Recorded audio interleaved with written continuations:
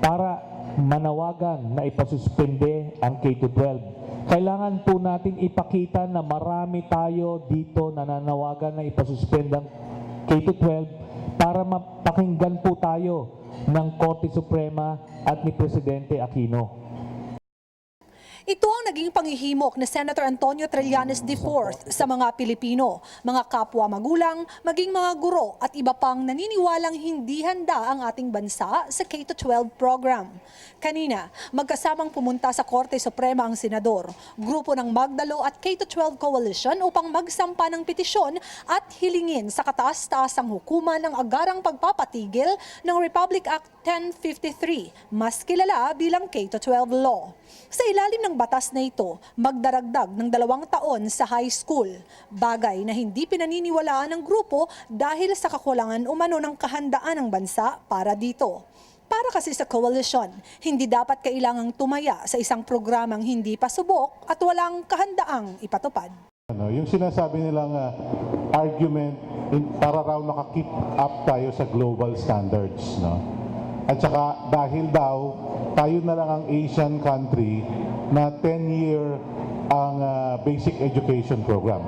Unang-una, yung argumento na dapat tayong mag-keep up sa global standards, it has already been debunked. No? Merong formal study by Professor Tan, no, ang sinasabi, ang hinahanap ng foreign employers, yung competencies at saka skills.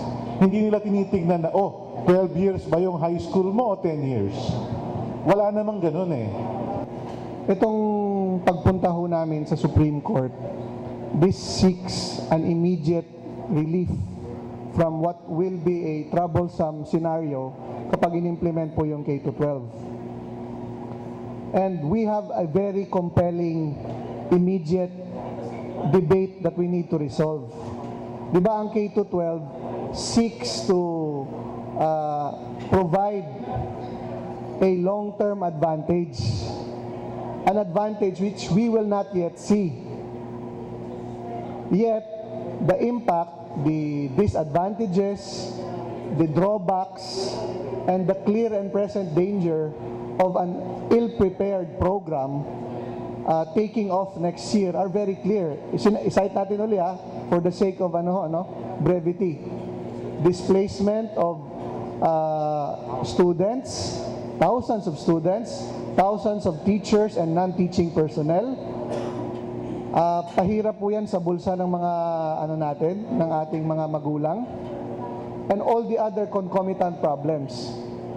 Sa petition for writ of preliminary injunction o temporary restraining order na inihain, sinabi ni Trillanes na nilabag ng K-12 ang probisyon na nagagarantiya sa karapatan ng mga tao at ng kanilang kinabibilangang organisasyon na makonsulta at makalahok sa anumang antas ng sosyal, politikal at pang-ekonomiyang pagdidesisyon. Hindi rin umano nakonsulta ang mga maapektuhan ng nasabing programa, lalo na ang mga estudyante, mga guro at mga empleyado sa kolehiyo noong balangkas pa lamang ang batas na ito.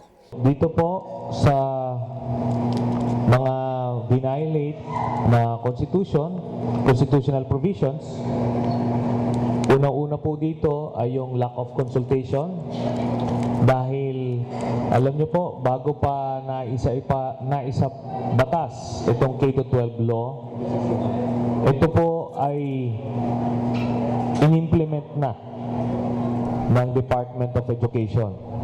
Si Trillanes ang nag-iisang bumoto sa Senado laban sa K-12 program sa paninindigang nararapat lamang na ihinto ang pagpapatupad ng programa hanggang wala pa umanong sapat na pag-aaral na ginagawa ang DepEd ukol sa magiging epekto nito sa mga naghihirap na sektor.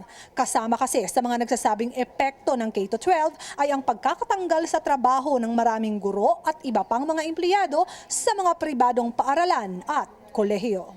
Jinky Baticados, News Team 13.